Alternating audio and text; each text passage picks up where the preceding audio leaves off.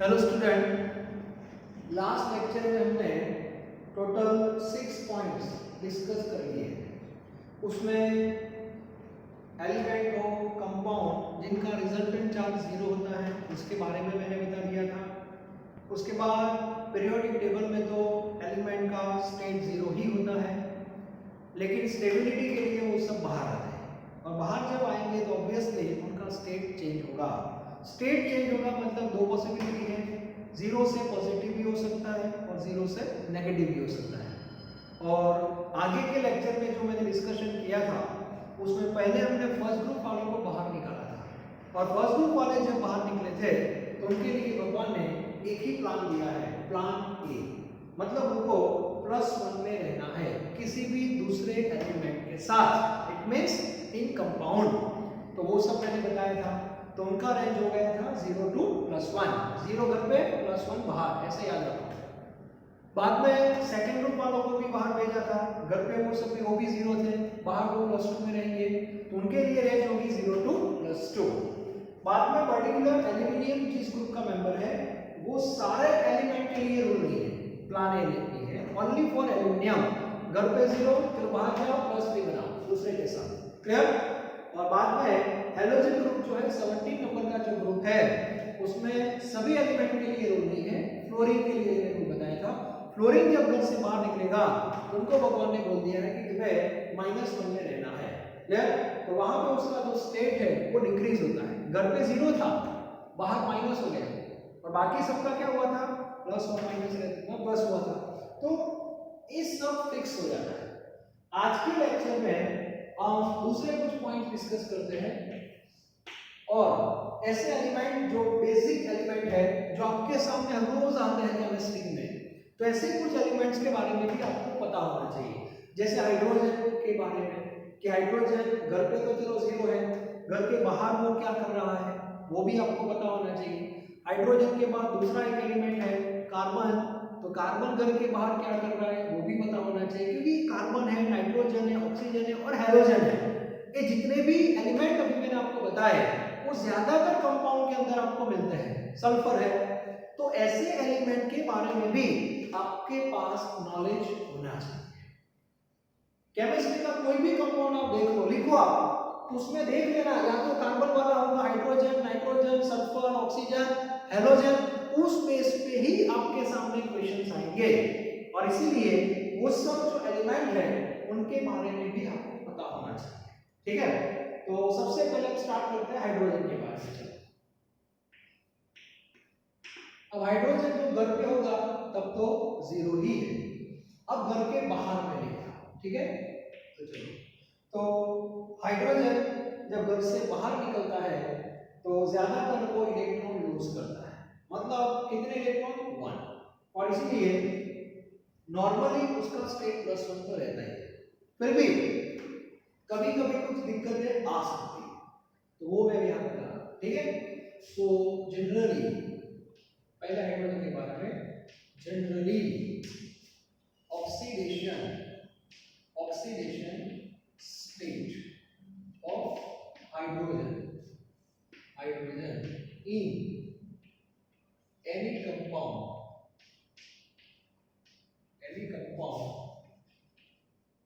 equal to +1।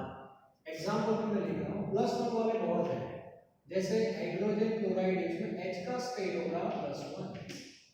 याद रखना, water H2O में हाइड्रोजन का जो स्टेट है दैट इज आल्सो +1। कोई भी हम ले लो, सल्फ्यूरिक एसिड H2SO4, हाइड्रोजन का state +1। HNO3 nitric acid, hydrogen का स्टेट दैट इज +1, फिक्स। पूरे HNO3 का 0 है, लेकिन उसमें जो हाइड्रोजन है उसका +1, बाकी सबका भी डिस्कस करेंगे, लेकिन अभी मैं फोकस कर रहा हूं हाइड्रोजन पे, क्लियर। तो जनरली हाइड्रोजन का ऑक्सीडेशन स्टेट +1 रहता है, मतलब घर के बाहर वो निकलता है तो वो +1 के बेस पे बहुत सारे कंपाउंड बनाता है। लेकिन जब उनके सामने कोई फर्स्ट ग्रुप वाला आ जाता है, कोई सेकंड ग्रुप वाला आ जाता है, या तो कोई मेटल आ जाती है दूसरे ग्रुप की मेटल्स, तो हाइड्रोजन को प्रॉब्लम होती है। उसका रीजन है प्लस बनाना मतलब इलेक्ट्रॉन लूज करना, लेकिन ऐसा कब पॉसिबल है जब सामने कोई नॉन मेटल बल रहेगा तब। अब मान लो कि सामने सोडियम आया, एक एग्जांपल सोचते हैं, सोडियम आया और यहाँ पे हाइड्रोजन, ठीक है, दोनों घर के बाहर निकल गए और आमने सामने आ गए। अब मुझे बताओ इसमें क्या होगा? तो सोडियम जो है उसको तो भगवान ने प्लान ए दे दिया है, कंफर्म कि तुम्हें तो इलेक्ट्रॉन लूज करना ही है, फिक्स हो गया। तो हाइड्रोजन कैसे लूज करेगा? पॉसिबल है ही नहीं। दोनों लूज करेंगे पॉसिबल है ही नहीं। दोनों लूज करेंगे तो दोनों पॉजिटिव आयन हो जाएंगे और पॉजिटिव पॉजिटिव के बीच में तो रिपल्सन होता है, तो इन दोनों का कंपाउंड पॉसिबल है ही नहीं। इन दोनों की शादी नहीं होगी ऐसे तो किसी एक को तो कॉम्प्रोमाइज करना पड़ेगा इलेक्ट्रॉन लेने के लिए। अब कॉम्प्रोमाइज कौन करेगा? कुर्बानी देगा कौन? तो हाइड्रोजन को देनी पड़ेगी। मंडे से सैटरडे तक उनके सामने जो एलिमेंट आया वहां पे हाइड्रोजन ने इलेक्ट्रॉन दिया था क्योंकि सामने वो नॉन मेटल वाले थे। लेकिन संडे पता नहीं क्या हुआ, सोडियम आ गया और सोडियम और हाइड्रोजन का जो कॉम्बिनेशन है उसमें हाइड्रोजन को कॉम्प्रोमाइज करना पड़ेगा और इलेक्ट्रॉन लेना पड़ेगा लाइक हाइड्रोजन। और इस सिचुएशन में सोडियम तो प्लस में रहेगा और Na प्लस हो जाएगा और हाइड्रोजन माइनस हो जाएगा और इन दोनों के बीच में अट्रैक्शन होगा and we have compound that is NaH, sodium hydride इसको बोलते हैं। और ये कंपाउंड में हाइड्रोजन का स्टेट -1 हो जाएगा। ओके, तो यहां पे लिख रहा हूं बट, बहुत इंपॉर्टेंट है, but in case of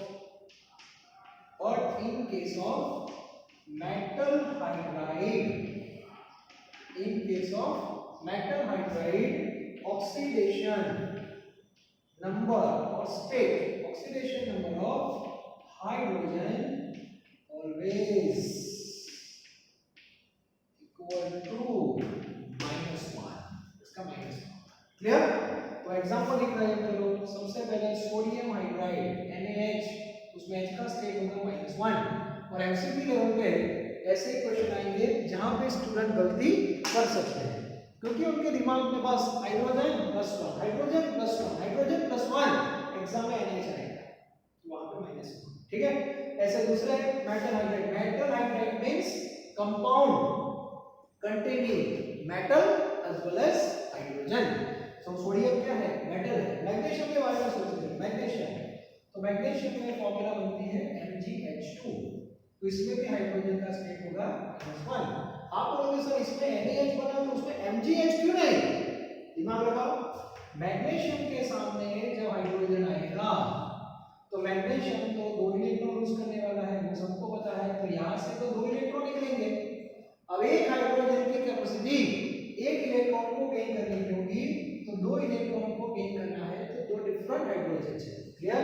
A -1 होगा और A भी -1 होगा और इसीलिए जो फॉर्मूला बनेगी that is 1:2 proportion, 1 atom of magnesium and 2 atoms of hydrogen, क्योंकि मैग्नीशियम के एक एटम को सेटिस्फाई करने के लिए हाइड्रोजन के 2 एटम चाहिए because resultant compound must be electrically neutral. Is it clear?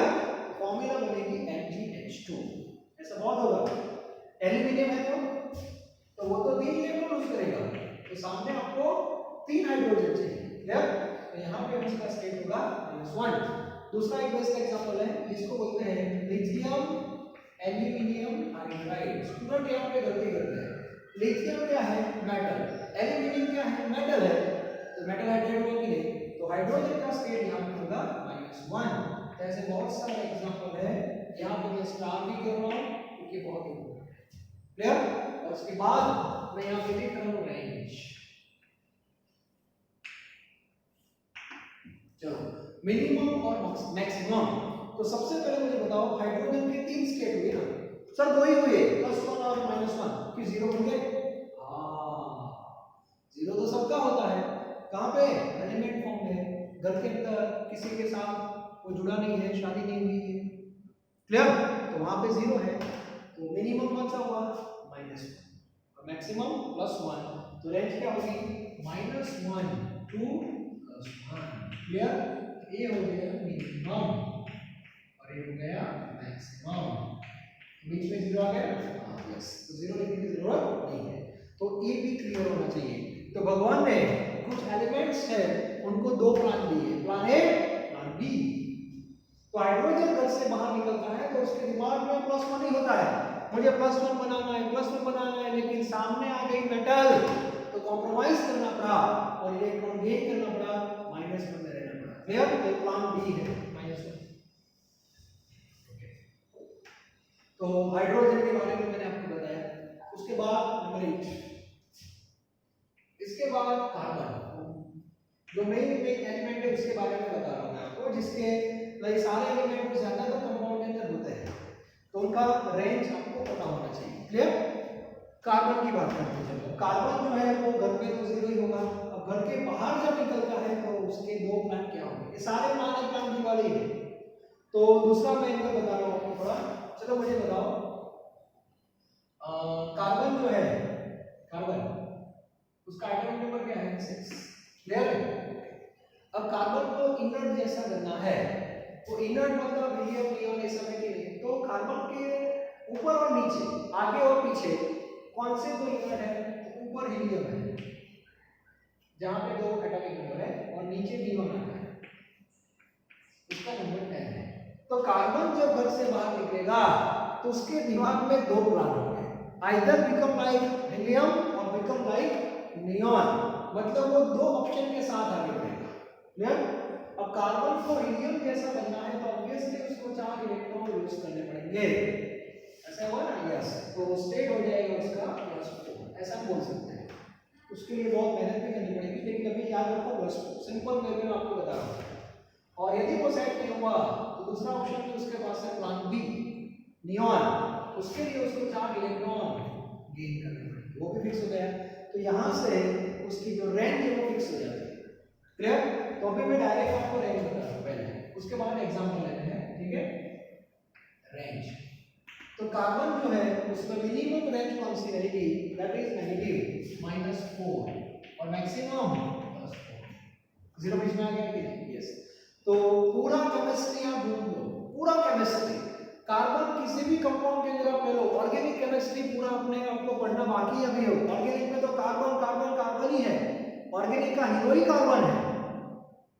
Organic में तो कंपाउंड के अंदर एक कार्बन है, कभी कभी 2 3 4 कार्बन भी होते हैं, कितने भी कार्बन क्यों ना हो, सबका स्टेट आप फाइंड कर लेना, ऑक्सीडेशन नंबर फाइंड कर लेना, आपका जो आंसर है वो इन फ्यूचर ये रेंज के अंदर ही होगा, -4 to +4, ये रेंज से बाहर जा ही नहीं सकता। तो कार्बन का ऑक्सीडेशन स्टेट -4 से नीचे नहीं आ सकता। क्लियर? और +4 से ऊपर नहीं जा सकता, दैट इज फैक्ट। तो मिनिमम और मैक्सिमम आपको पता होना चाहिए कार्बन के बारे में। ठीक है?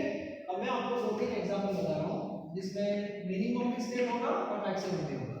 सबसे पहले है CCH4 लेंगे। ये सबने सुना है CH4 दैट इज मीथेन। तो मीथेन में कार्बन का जो स्टेट है वो क्या होगा? और दूसरा है CCl4, इसमें कार्बन का स्टेट क्या होगा? तो CCl4 में कार्बन का जो स्टेट होता है वो +4 है और यहाँ पे कार्बन का स्टेट है वो -4 है और उसके लिए इलेक्ट्रोनेगेटिविटी का कांसेप्ट आता है। ओके, वो बाद में बताऊंगा, लेकिन अभी आप एग्जांपल ले लें। क्लियर? तो कार्बन की लाइन फिक्स हो गई -4 to +4, तो परफेक्ट होना चाहिए। इसके बाद नंबर 9 लेगा मुझे, कार्बन के बाद नाइट्रोजन। अब नाइट्रोजन का नंबर क्या है वो भी आपको पता है, नाइट्रोजन का नंबर 7 है। तो उसके ऊपर कौन है और नीचे कौन है? ऊपर कौन है? हीलियम 2 इलेक्ट्रॉन और नीचे neon, how many electron? 10 electron. तो वो भी क्लियर होना चाहिए। तो यहाँ पे पानी भी दोनों है, तो 7 से तुम्हें जाना है तो +5 में रहना पड़ेगा और 7 से नियॉन में आना है तो -3 है। क्लियर? तो यहाँ भी हमारी रेंज फिक्स हो गई। तो यहाँ पे रेंज क्या होगी मुझे बताओ? तो यहाँ पे उसकी रेंज हो जाएगी, मिनिमम होगा -3 और मैक्सिमम होगा +5 और ये रेंज से बाहर नाइट्रोजन नहीं जा सकता, दैट इज अ फैक्ट। ये बाउंड्री आ गई, -3 से नीचे नहीं आ सकता, +5 से ऊपर नहीं जा सकता, that is a fact. Okay, तो एग्जांपल सेट करते हैं। एमोनिया नाम सुना होगा आपने, तो एमोनिया के अंदर जो नाइट्रोजन है उसका स्टेट -3 होता है। ये सब हम फाइंड भी करेंगे बाद में, लेकिन अभी मैं आपको कुछ बता रहा हूं। ठीक है? रेंज और उसी और HNO3 नाइट्रिक एसिड, इसमें आप नाइट्रोजन का स्टेट फाइंड करना, दैट इज +5। ठीक है, ए बी परफेक्ट होना चाहिए। तो हाइड्रोजन है, कार्बन है, नाइट्रोजन, जो इंपॉर्टेंट एलिमेंट है उसके बारे में मैं आपको बता रहा हूं। ओके, चलो नाइट्रो इसका एक फोटो निकालो अप टू 9। अब 10 नंबर में ले रहा हूं, नाइट्रोजन के बाद कौन आएगा? ऑक्सीजन। Yes, number 8। चलो ऑक्सीजन के बारे में थोड़ी डिटेल ज्यादा है। Without oxygen life can not exist, ये सबको पता है। क्लियर? तो अब जो बात करेंगे हम ऑक्सीजन के बारे में। Yes, oxygen. अब इसके बारे में देखो, ऑक्सीजन का नंबर 8 है, वो सबको पता है। यस, ऑक्सीजन का नंबर 8 है, तो आइडियली उसके ऊपर हीलियम आएगा और नीचे आएगा नियॉन। अब इजी क्या रहेगा वो तो सबको पता है। ठीक है, 8 से 10 में जाना इजी है कंपेयर टू 8 to 2। फिर भी आइडियली मैं बता रहा हूँ, 8 to 2 में जाना है तो +6 और यहाँ पे जाना हो तो -2। तो रेंज क्या होगी? रेंज, ठीक है, रेंज होगी -2 to +6।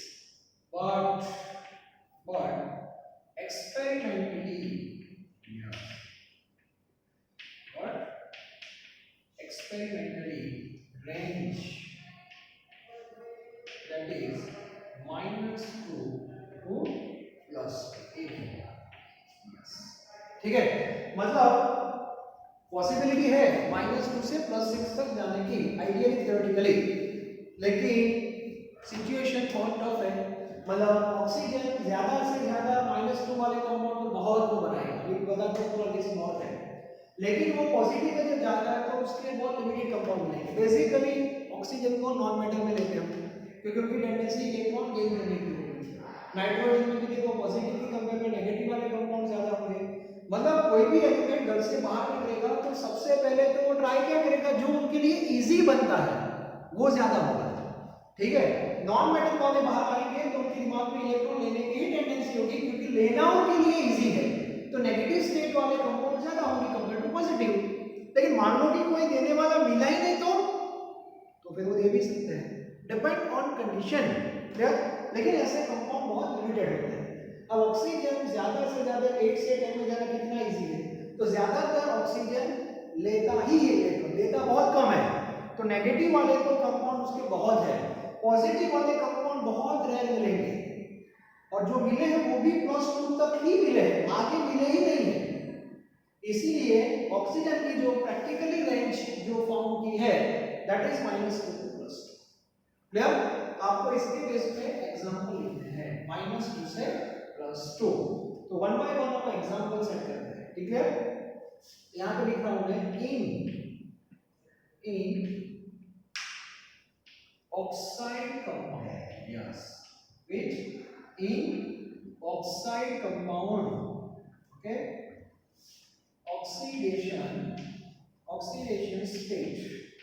oxidation state or number of O always equal to -2। Clear? जो भी कंपाउंड ऑक्साइड के, आप लोगों ने हमें कैसे पता चलेगा कि ऑक्साइड है, तो उसका नेम आप कैसे बोलते हैं? फॉर एग्जांपल CO2, चलो CO2 को क्या बोलते हैं? Carbon dioxide. ऑक्साइड आया कि नहीं? That is the suffix CO। Carbon monoxide,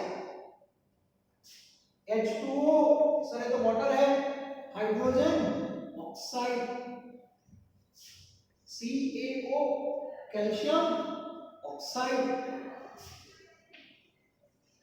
MgO magnesium oxide. तो जितने भी ऑक्साइड है ये सब ऑक्साइड है, और ये जितने भी ऑक्साइड है सब में state -2 that is example of oxide. और 90% जो कंपाउंड है ऑक्सीजन के वो ऑक्साइड फॉर्म में आपको मिलेंगे, ज्यादा होना। क्लियर? तो एक आपको ये पता होना चाहिए, ठीक है। उसके बाद तो माइनस टू स्टार्ट हो गया कि नहीं? चलो माइनस टू से आगे जाते हैं। Clear?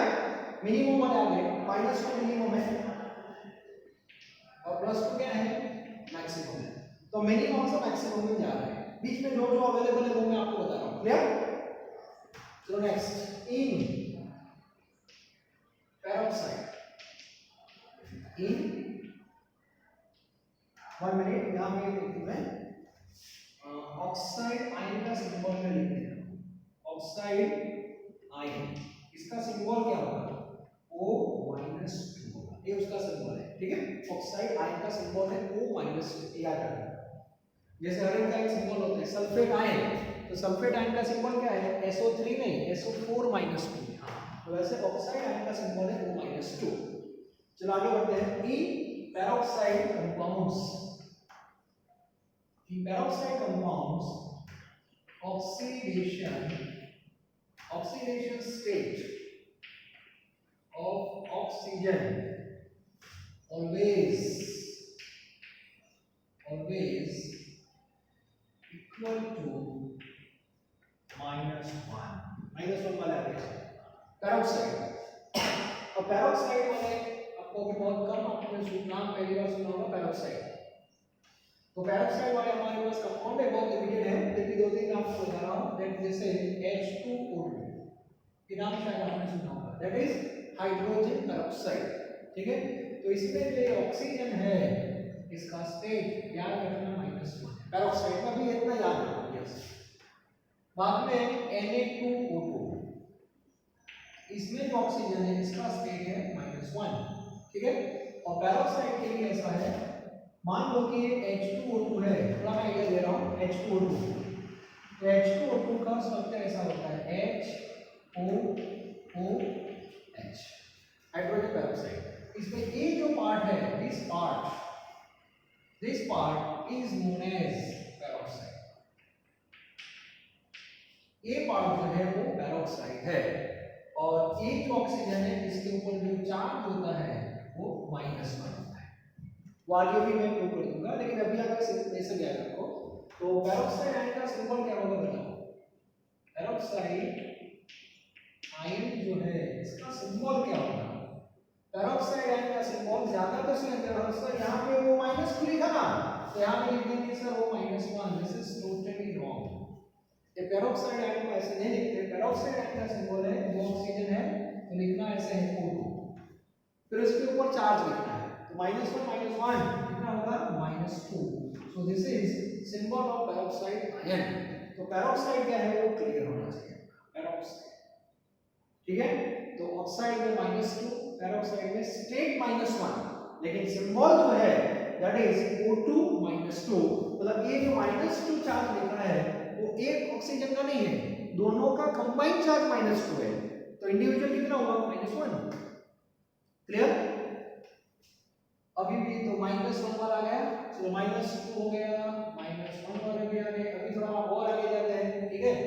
In super oxide, in super oxide compounds oxidation state of oxygen always equal to -0.5। Fraction में भी आ सकता है, ऑक्सीडेशन स्टेट नंबर में भी एक फ्रैक्शन, तो नेगेटिव में भी हो सकता है, एक फ्रैक्शन में भी आ सकता है। तो ये भी बहुत लिमिटेड कंपाउंड है, ज्यादा नहीं है। फॉर एग्जांपल XO2, इसको बोलते हैं पोटेशियम सुपर ऑक्साइड, और इसमें ऑक्सीजन का जो स्टेट है वो -0.5 है, ओके। और इसका मैं सिंबल लिख रहा हूँ, पेरोक्साइड में super oxide ion, super oxide ion, तो इसका सिंबल क्या होगा? तो इसका सिंबल है O2 -1। तो इसका मीनिंग हुआ जो -1 चार्ज है वो कितने ऑक्सीजन का होगा? 2 ऑक्सीजन का। तो एक के हिस्से में कितना आएगा? -0.5। बहुत लिमिटेड कंपाउंड है। हाँ, फिर भी एक एग्जांपल हमारे पास है तो मैं लिख रहा हूँ। क्लियर? तो नॉर्मली जो ऑक्सीजन है वो -2 है तो वो ऑक्साइड कंपाउंड है, -1 है तो वो पेरोक्साइड है, -0.5 है तो सुपर ऑक्साइड है। उसके बाद 0 तो फिक्स ही है, 0 तो सबको पता है, एलिमेंट में तो क्या होगा 0 होगा। तो इसका एक फॉर्मूला निकालो। अब थोड़ा आगे जाते हैं, यहाँ लिख दो तो पूरा सीक्वेंस आपका रहेगा। In element oxygen equal to oxidation state is equal to 0। In element form oxidation state equal to 0। चलो बात करते हैं कुछ पॉजिटिव वालों की। तो ऑक्सीजन के लिए बहुत सारी इंफॉर्मेशन है, इसका फॉर्मूला निकालो पहले। तो इसमें ऑक्साइड इंपॉर्टेंट, पेरोक्साइड, उसके बाद सुपर ऑक्साइड, ये सुपर ऑक्साइड है। ऑक्साइड का सिंबल है O-2, पेरोक्साइड का सिंबल है O2-2, सुपर ऑक्साइड का सिंबल है O2-1। क्लियर होना चाहिए। ओके, चलो आगे बढ़ते हैं पॉजिटिव वाले। पॉजिटिव वाले बहुत लिमिटेड है, फिर भी पता होना चाहिए।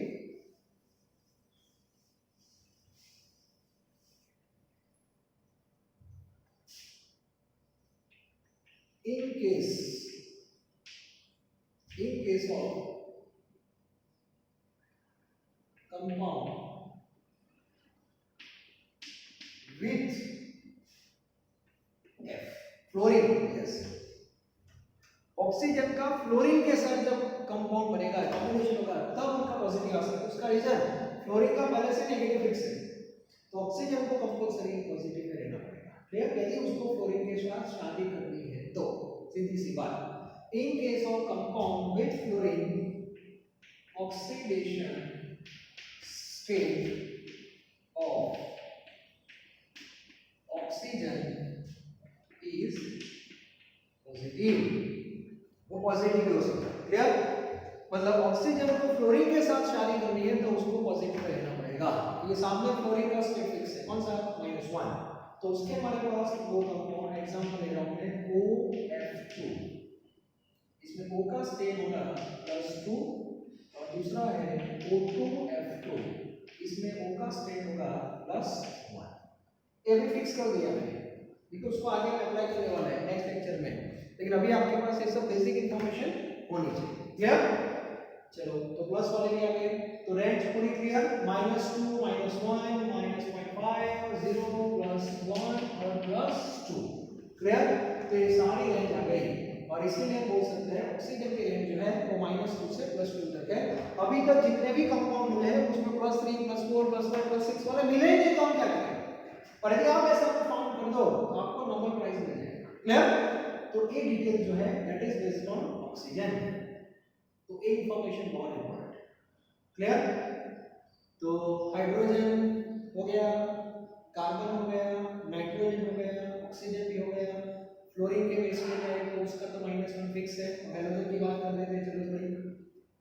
हेलोजन में फ्लोरीन अकेला थोड़ी है, फ्लोरीन भी है।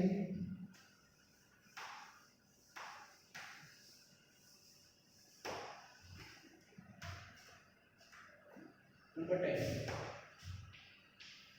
sorry Devan, that is X family। X family means halogen। यहाँ मैं डिस्कस कर रहा हूँ एक्सेप्ट फ्लोरीन। फ्लोरीन को छोड़ दो, फ्लोरीन का ऑलरेडी हमने बोल दिया। फ्लोरीन के बाद जो है क्लोरीन, ब्रोमीन, आयोडीन, तो यहाँ पे लिख सकते हैं where X is equal to chlorine, bromine और आयोडीन। इसकी मैं बात कर रहा हूँ, ठीक है? अब क्लोरीन का एक सिंपल एग्जांपल लेते हैं, क्लोरीन। चलो इसका नंबर क्या है? 70। ठीक है? अब 70 नंबर क्लोरीन का है, तो उसके ऊपर कौन है? नियॉन, नंबर 10, और नीचे कौन है? Argon, number 8। तो इसके भी दो प्लान होंगे। Plan A, plan B. Easy कौन सा रहेगा वो आपको पता है, 17 से 80 पे जाना बहुत इजी है, दैट इज -1। लेकिन मान लो कि -1 सेट नहीं हुआ तो आगे भी जाना पड़ेगा, उसके लिए उसको 7 इलेक्ट्रॉन लूज करने पड़ेंगे। ठीक है? तो यहाँ पे जितने भी हेलोजन है एक्सेप्ट फ्लोरीन, उसकी रेंज होगी -1 to +7। -1 to +7, क्लियर होना चाहिए। ओके? तो एग्जांपल हमारे पास है -1 का एग्जांपल HCl ले लो, उसमें Cl का स्टेट होता है -1 और HClO4, इसमें Cl का स्टेट होता है +7। ओके? इसको बोलते हैं परक्लोरिक एसिड। तो ये आपको पता होना चाहिए। मतलब हेलोजन जो है उसकी रेंज -1 to +7 है, एक्सेप्ट फ्लोरीन। फ्लोरीन में तो -1 तक ही, -1 to 0, फ्लोरीन तक पॉजिटिव में नहीं जा सकता। क्लियर? तो ये कॉन्सेप्ट भी आपको क्लियर होना चाहिए हेलोजन के बारे में। इसके बाद हम बात करेंगे नंबर 12 सॉरी। बाद में जो सोडियम, मैग्नीशियम, एल्यूमिनियम, सिलिकॉन की कोई जरूरत नहीं है। बाद में इंपॉर्टेंट आता है फास्फोरस आता है। फास्फोरस के पता होनी चाहिए। तो फास्फोरस की बात कर लेते हैं। फास्फोरस का नंबर क्या है? अब थोड़ा डायरेक्टली बताओ। फास्फोरस की रेंज बोलो। फास्फोरस का नंबर 15 है। अब दिमाग चलाओ। तो 15 वाला जो है वो 10 में भी आ सकता है और 18 में भी आ सकता है। क्लियर? तो 10 में गया तो +5 और नीचे आया तो -3। तो रेंज क्या होगी? -3 to +5। तो ऐसी रेंज आपको पता होनी चाहिए। ओके? और इसके बाद में आप एग्जांपल लिख सकते हो, जैसे PH3 है, इसमें फास्फोरस का स्टेट होता है -3। बाद में H3PO4 है, फास्फोरिक एसिड, इसमें फास्फोरस का स्टेट आप लिखना +5 होगा। तो फास्फोरस का मैक्सिमम स्टेट +5 होता है और मिनिमम -3। बीच में आ सकते हैं लेकिन रेंज के बाहर कोई नहीं जा सकता। ओके? इसके बाद सल्फर की बात करते हैं लोग। सल्फर, तो सल्फर की रेंज क्या होगी बताओ? सल्फर की जो रेंज होगी, सल्फर की रेंज 16 नंबर है ना, तो 18 जाना है तो -2 और ऊपर जाना है तो +6। तो -2 से +6 उसकी रेंज है। तो हमारे पास -2 का भी एग्जांपल है, जैसे H2S हाइड्रोजन सल्फाइड, उसमें -2 है और H2SO4 जो सल्फर है उसमें +6 है। क्लियर? तो ये कॉन्सेप्ट क्लियर होना चाहिए। तो नॉर्मली सारे पॉइंट्स मैंने जो बेसिक थे वो मैंने आपको बता दिए। ठीक है? और 2 लेक्चर के बाद आपके पास बेसिक इंफॉर्मेशन आ गई कि हाँ ऐसा ऐसा होता है। अब इसको हम अप्लाई करते हैं। ठीक है? तो नेक्स्ट लेक्चर जो होगा उसमें ये इंफॉर्मेशन आपके पास आ गई तो उसको यूज करना है और उसके बेस पे जो कुछ अदर एलिमेंट होते हैं, अदर मतलब जिसके बारे में आपको ज्यादा मतलब टच में नहीं आते, तो उनका भी स्टेट आप फाइंड कर सकते हैं। क्योंकि केमिस्ट्री में तो 1.8 एलिमेंट है, उसमें से हार्डली मैंने आपको 15-20 एलिमेंट के बारे में ही बताया है। बाकी सबका क्या? तो बाकी सबका पढ़ने की जरूरत नहीं, इसका यूज करके उनका निकालना है। क्लियर? तो जो नेक्स्ट लेक्चर है उसमें हम ऑक्सीडेशन नंबर कैसे निकालते हैं उसके बारे में डिस्कस करने वाले हैं। ठीक है?